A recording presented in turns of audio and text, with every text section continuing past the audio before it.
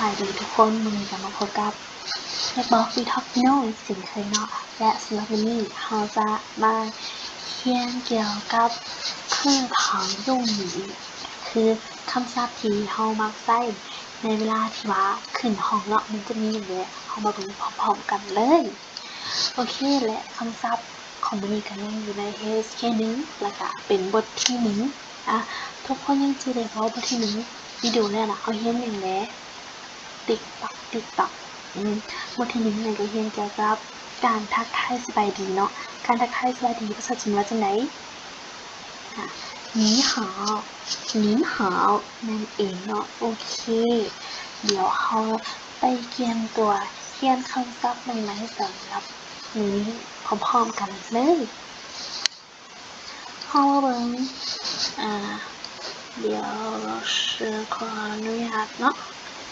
ซูมเข้าไปนิดนึงตึ๊ด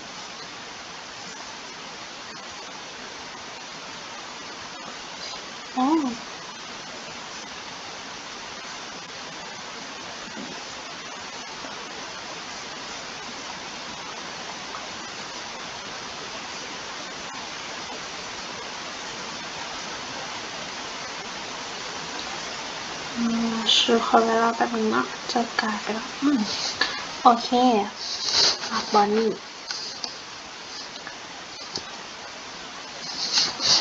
เขามาเริ่มจากตัวทำอีกพร้อมๆกันเนาะตัวนี้ทุกคนสังเกตเห็นบ่ว่าจะเป็นเสียงหยังเสียงตีนั่นเองเนาะเขามาอ่านพร้อมๆกันเลย第一个该怎么读呢来吧我们一起读哈第一个上课จะแปลว่าขึ้นห้องหรือว่าเข้าเรียนนั่นเองเนาะ好啦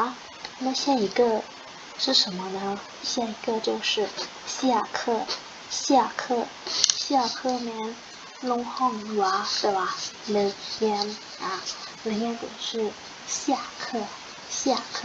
让我们看第三个好吧现在休息现在2ตัวหน้าแปลว่าตอนนี้เดี๋ยวนี้休息แม้พักผ่อน现在休息该怎么翻译呢แล้วถ้าว่า现在休息เขาจะแปลภาษาลาวแปลว่าจังได๋คำว่า现在แม้ตอนนี้เดี๋ยวนี้休息แม้พักผ่อน现在休息นั่นก็คือเฮาพักผ่อนตอนนี้好了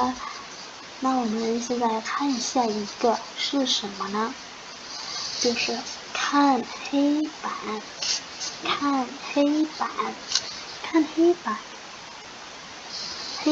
ตัวนี้จะแปลว่ากระดานดำเนาะข้างเข้ามาทางนั้นแปลว่าเบิ่งแล้วบัดนี้ข้าง黑板ก็คือเบิ่งกระดาษนั่นเองเนาะตอนนี้เฮามาเบิ่ง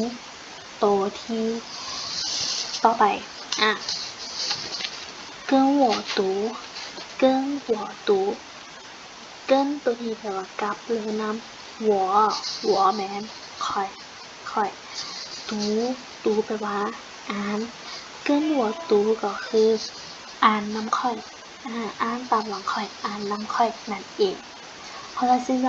我们把今天5个词语不算是5个词语บ่แม่นจะหาคำศัพท์เนาะเพราะว่า现在休息มันก็จะเป็นอีกวลีนึงเป็นคำว่าเนาะ来那我们就今天我们学习的再读一遍来吧请大家跟我读แม่นอ่านนำค่อยอ่านตามหลังค่อยเนาะ来我们一起读上课下课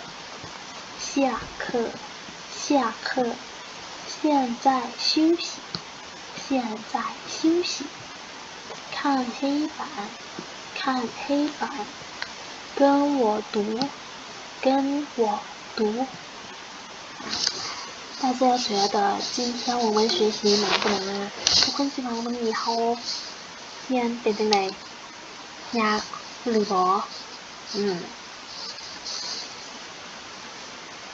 เอาล่ะเดี๋ยวต่อไปเขาจะมาเบิ่งพร้อมกันเลยเนาะว่าแต่ละตัวนี้มันเริ่มเขียนจากใส่ไปใส่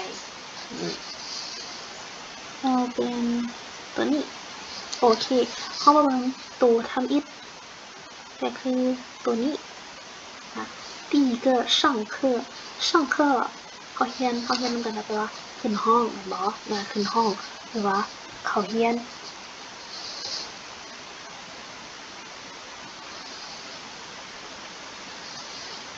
แล้วมีเฮาเพิ่นจะเขียนแนวใดไปจังใดเดี๋ยวเบิ่งวิดีโอหน้าแล้วเราชื่อจะมาพาเขียนโดยเฉพาะเลยเนาะก็นี้จะขอจบลงเพียงแต่นี้แล้วเจอกันใหม่บ๊ายบาย see you เจอกันหน้า